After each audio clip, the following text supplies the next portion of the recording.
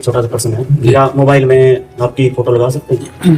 हाँ, वो तो सभी को अपने प्रियजनों की फोटो लगाते, कोई अपनी लगाता, कोई अपने प्रियजनों की लगाता। कई बार हाथ जूठे होते हैं जैसे, हाँ। और कई बार फोन उठाना पड़ जाता है, कोशिश करते हैं ना उठाएं फोन, लेकिन कई बार वैसे कोशिश इसलिए करो क्योंकि वो फोन जब आप लेंगे फिर इसके बाद क्या क्या कार्य करेंगे तो सब जूठा हो जाएगा। जूठे हाथ से या सोच के हाथ से मोबाइल नहीं छूना चाहिए, क्योंकि वो पवित्र जगह में भी हम जाएंगे, मंदिर में भी जाएंगे तो मोबाइल हमारी जेब में होगा, और कोई बात हुई तो उस समय भी छू सकते हैं। तो मोबाइल ऐसा चीज है कि हर समय साथ रहता है, तो उसको पवित्र रखना चाहिए।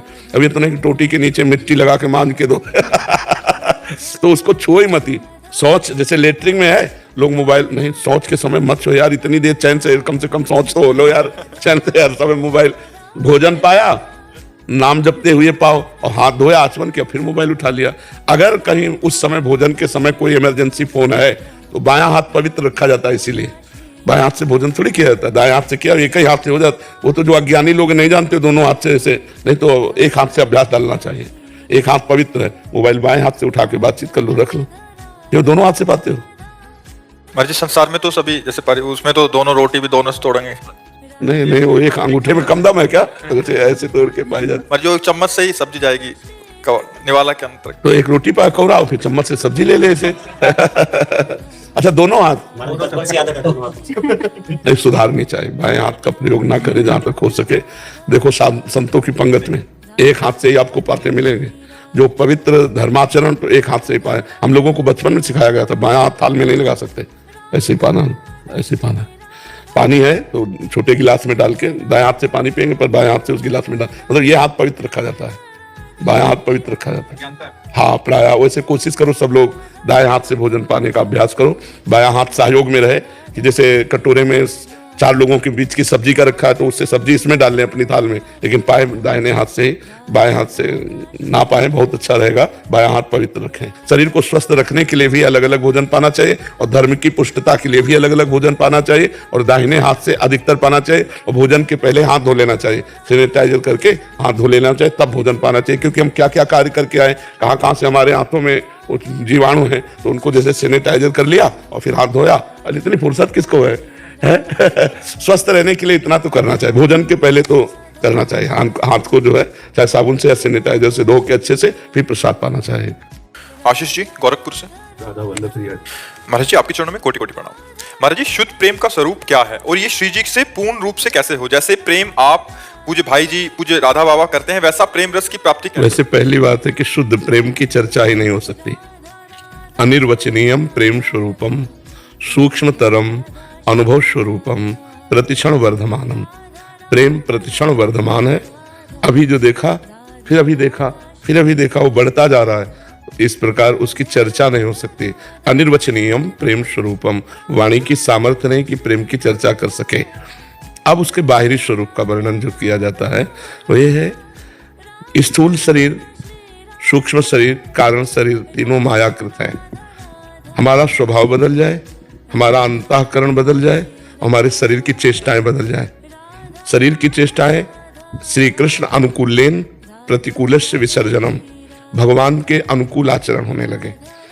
मन संकल्प विकल्प करे भगवान की सेवा का, बुद्धि निश्चय करे एक सत्य वस्तु भगवान ही है, चित्त चिंतन करे जिस सत्य वस्तु का निश्चय किया गया उसी का, और अहम उसी के दासत्व में परिणित हो जाए, और हमारा स्वभाव बन जाए रात दिन उनका स्मरण करना। तो स्वभाव कारण शरीर, मन बुद्धि चित्त अहंकार सूक्ष्म शरीर, और इंद्रियों सहित ये स्थूल शरीर, तीनों जब प्रभु के चरणों में समर्पित हो जाते हैं, तनुवांग मनोभीर अमलई सोहम तोई वास्तिता, शरीर वाणी कर्म मन और स्वयं सब कुछ भगवान को अर्पित हो गया, तो अहम में भगवान का आसन बैठ जाता है।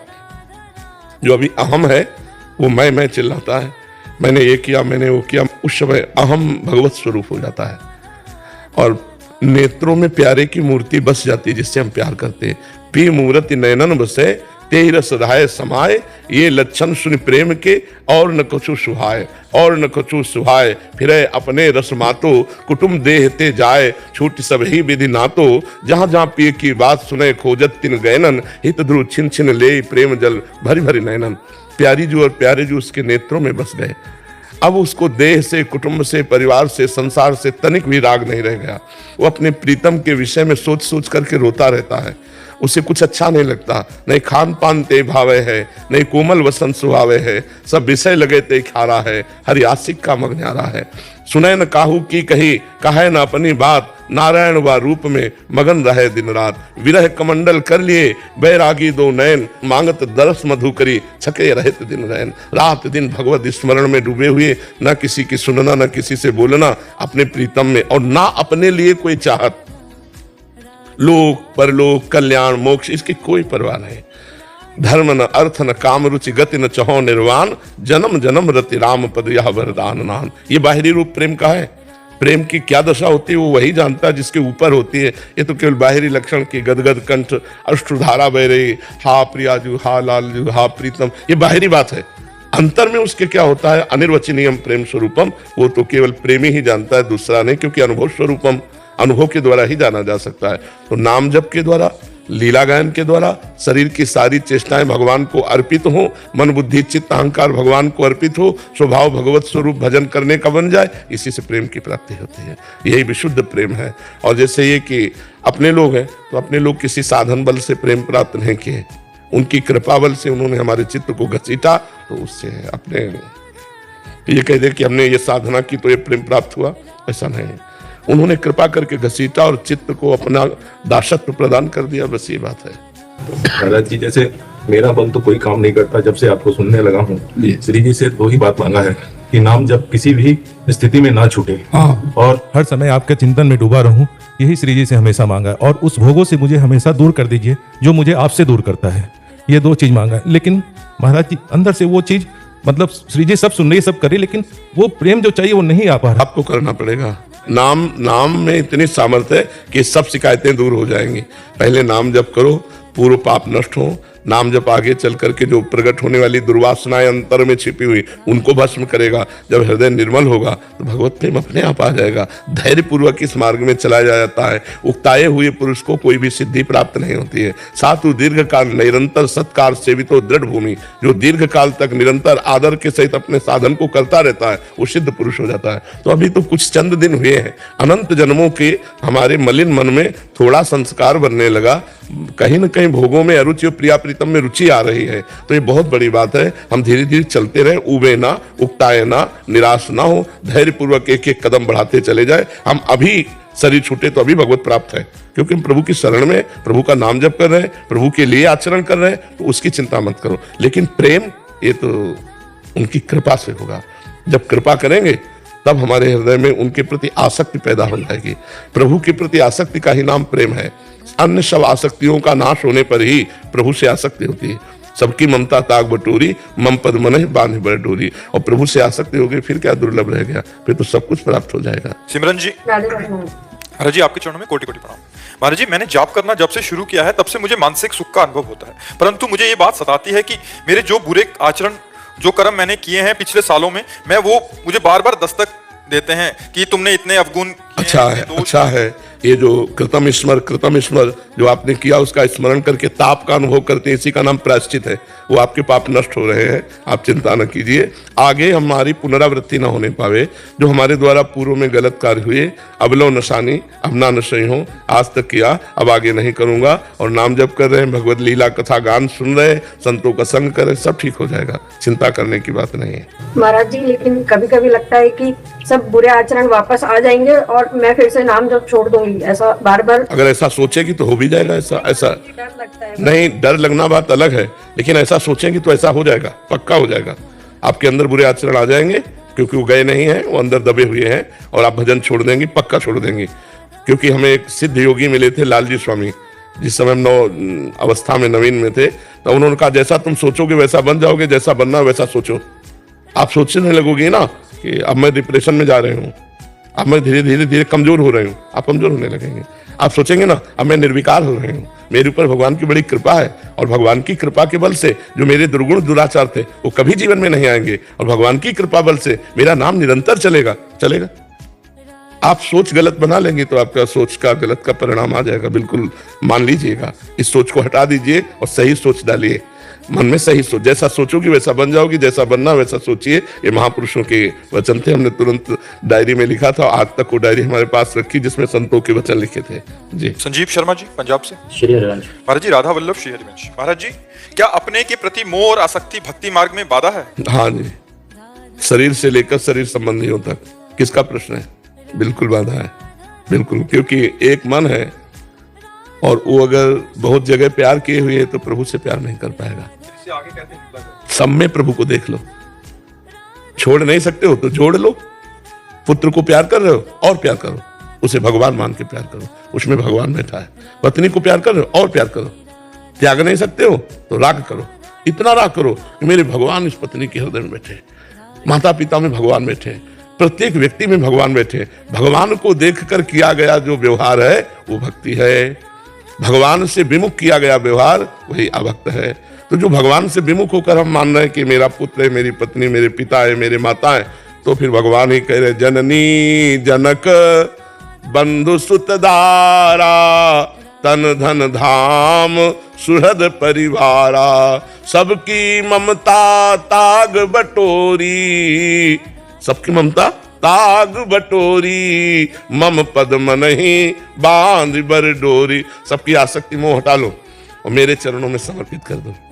अब बड़ा कठिन है मोह राग हटाना, त्याग तो बहुत कठिन विषय है ना, तो हम उसे जोड़ देते हैं। जोड़ने में कोई परेशानी नहीं, हम और प्यार करते हैं उसमें भगवान का भाव करके। तो जब हम चराचर जगत में भगवान का भाव कर सकते हैं तो अपने परिवार में क्यों नहीं? क्योंकि भगवान सर्वत्र है। मत्तः परतरम नान्यत किंचिदस्ति धनंजय, मेरे सिवा और किंचिन मात्र कुछ नहीं। तो हमें अपने भाव बदलने हैं, भक्ति भाव प्रधान होती है। तो हमें भाव बदलना है कि मेरे पुत्र में भगवान, मेरी पत्नी में भगवान। व्यवहार वैसे ही करना जैसे पुत्र से करना, जैसे पत्नी से, पर भाव रखना है भगवान का। क्योंकि मोह त्याग करना बहुत कठिन है। हम मोह को प्रेम में बदल सकते हैं, उन्हीं में भगवान देख करके हम और प्यार करें और दुलार करें तो भगवान की भक्ति बन जाएगी। महाराज जी इस शरीर की आसक्ति कैसे टूटे? नाम जप करो और अपने बुजुर्गों की सेवा करो। सेवा से आसक्ति का नाश हो जाता है। पशु पक्षी की सेवा, बूढ़े सास ससुर की सेवा, पति की सेवा, पुत्र परिवार की सेवा। सेवा से शरीर पवित्र होता है। शरीर से बहुत अपराध हुए ना तो मलिन स्वभाव का परिचय है कि वो देहासक्त होगा, और निर्मल स्वभाव का परिचय है कि देह राग का त्याग किए होगा। तो देह राग का त्याग करने के लिए या तो शुद्ध ज्ञान हो या विशुद्ध भक्ति हो। ज्ञान में भी इसके राग का नाश हो जाता है। जिसे हम अपना मैं समझ रहे हैं वो है ही नहीं, जो स्थूल शरीर जिसे मैं समझ रहे हैं वो है ही नहीं, ज्ञान से पता चल जाता है। तो जैसे सांप को अपने केचुल से कोई प्यार नहीं होता, ऐसे ज्ञानी पुरुष को अपने शरीर से कोई राग नहीं होता। तो हम ज्ञान तो प्राप्त करना बड़ा कठिन है, तो हम भक्ति से शुरू करते हैं। भगवान की सेवा में, माता पिता की सेवा में, समाज की सेवा में, पशु पक्षियों की सेवा में अगर हम शरीर को लगाते हैं तो हमारा शरीर पवित्र होगा। और शरीर में हमारी आसक्ति है तो हमारी आसक्ति पवित्र होने लगेगी। पवित्र आसक्ति आत्मा में होती है, भगवान में होती है। अपवित्र आसक्ति शरीर में होती है, भोगों में होती है, शरीर संबंधियों में होती है। नाम जप और सेवा, इन दो के द्वारा हम आसक्ति का परिवर्तन कर सकते हैं। वैभव जी। महाराज जी जब वृंदावन आया था तो श्री जी के भरोसे आया था, जिससे मन में बहुत उत्साह रहता था। धाम आने के बाद अब आश्रय से वो उत्साह बंद सा हो गया। किसके आश्रय हो? श्री जी के आश्रय अकेले आए थे। नहीं, अभी किसके आश्रय से हो? उन्हीं के आश्रय से हूँ। तो फिर कैसे कह रहे हैं? मतलब वो आनंद अब नहीं मिल रहा है। हाँ, इसलिए नहीं मिलता कि इत्र की दुकान में जाओ तो तुरंत आपको बहुत खुशबू लगेगी, और 2 घंटा बैठ जाओ फिर नहीं लगेगी। फिर कोई नई इत्र की शीशी खोले ज्यादा पावर वाली तो आपको लगेगी, अन्यथा नहीं लगेगी। क्यों? क्योंकि अब घ्राणेंद्रिय ने समानता प्राप्त कर ली। ऐसे ही थोड़े आनंद में आप प्रसन्न हो गए थे जब आप आए थे, अब आपके मन को बड़ा आनंद चाहिए। अब साधना कीजिए, आराधना कीजिए तो और आनंद आएगा। तो प्रतिपल नवीन आनंद है, वृंदावन आनंदमय है। हमें तो कभी ऐसा अनुभव नहीं हुआ। साधन विहीन जीवन ऐसा अनुभव करेगा। अगर साधना कर रहे हो तो नवीन आनंद का अनुभव होगा। समझ रहे हो ना? अब और आनंद चाहिए। आनंद कम नहीं हुआ, अब मांग और बन गई। अब आपके आनंद की भूख बढ़ गई है, आपको और आनंद मिलना चाहिए। लीलाओं का गायन करो, भगवान की लीला चरित्रों को सुनो, नाम जप करो, किसी की निंदा स्तुति मत करो, सर झुका के रहो, भगवान के नाम में आनंद बढ़ता रहेगा। जी।